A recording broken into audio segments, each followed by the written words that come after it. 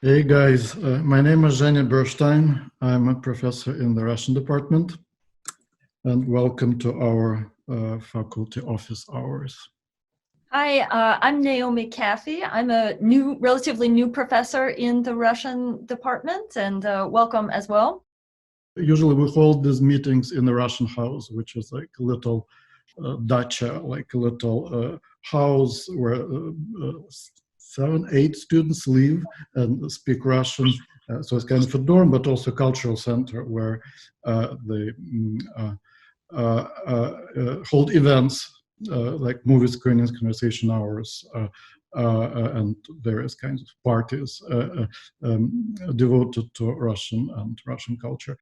I'm a scholar of Russian modernism, and specifically, I'm working on a project on Sergei Eisenstein right now, and I'm teaching a course on Eisenstein, just coincidence in a way. And I also work on history of sexuality and on symbolism and decadence as the movements in early 20th century Russian culture. I specialize in minority and transnational literature written in the Russian language. So I'm interested in literature written by indigenous peoples of Siberia and the Russian far north. I'm interested in literature written in Russian from the former Soviet republics of Central Asia and the Caucasus. So right now I'm preparing, kind of in the process of writing a book about that phenomenon, the phenomenon of non-Russian people writing in the Russian language. We have an incredibly diverse set of course offerings here in the Russian department. We offer Russian language at all levels. We also have courses on a lot of different topics, not just canonical Russian literature. So we have kind of a core sequence of courses that will introduce you to the main developments and writers in the Russian canon. But we also, for example, I teach a class called Multicultural Russia, where we look at writers and filmmakers and artists from Central Asia, the Caucasus, the Arctic. I also have a class called Nuclear Literature, where we look at the theme of nuclear war and disaster from a number of different traditions. So I think that's another big advantage to our department and our approach to Russian culture.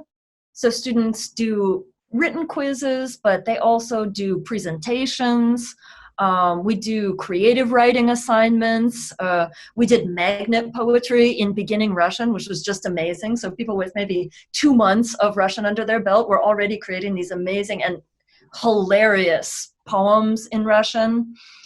So I tried to have as much of a diversity of feedback as possible and as much of a diversity of assignments and methods of instruction as possible, because that's the language itself, using a language, is diverse in exactly those ways. Once you come to visit the campus, you'll see that there's this little area on campus that has several different language houses all clustered together, including the Russian house. And so students, usually sophomores and juniors, Russian majors, or people who are just interested in Russian culture, apply to live in the Russian house. It works like a dorm. We also have what's called a Russian language scholar. This is a native speaker of Russian. It's someone who has usually just finished their undergrad or has finished maybe some master's level coursework, who comes to the college for 1 year to live in the Russian house and be kind of the cultural attaché. So I would say that community is not just peripheral to what we do, but it's baked into the coursework. One thing that I'm doing right now is working with a student of mine who took my beginning Russian class. This student is just now declaring an ad hoc major in anthropology and Russian. And she was interested in the topic of race in the Soviet Union.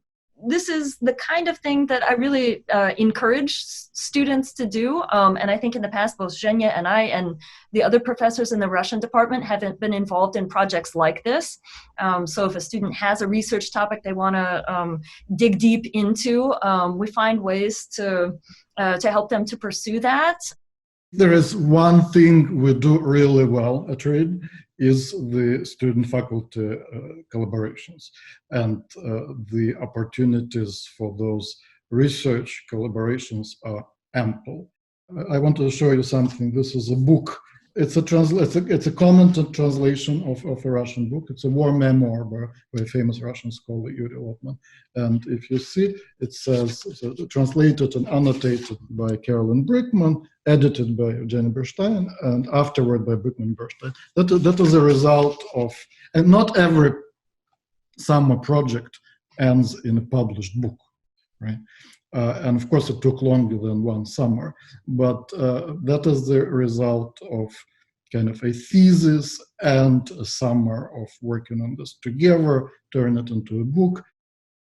One program that's based in the US that many of our students take advantage of is the Middlebury Summer Language Schools. And often what our students will do is enroll in a summer course in the Russian language at Middlebury, and then follow that with a semester in St. Petersburg at Smolny. Sometimes students also, as Zhenya said, combine summer and fall semester or spring and summer semester.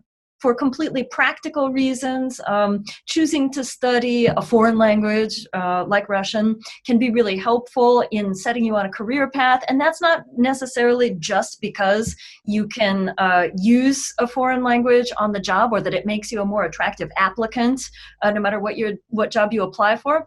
But it also gives you a kind of unique skill set that helps you in a lot of ways you might not immediately think about. It helps to be able to put yourself in another person's shoes, or in the shoes of somebody from another culture.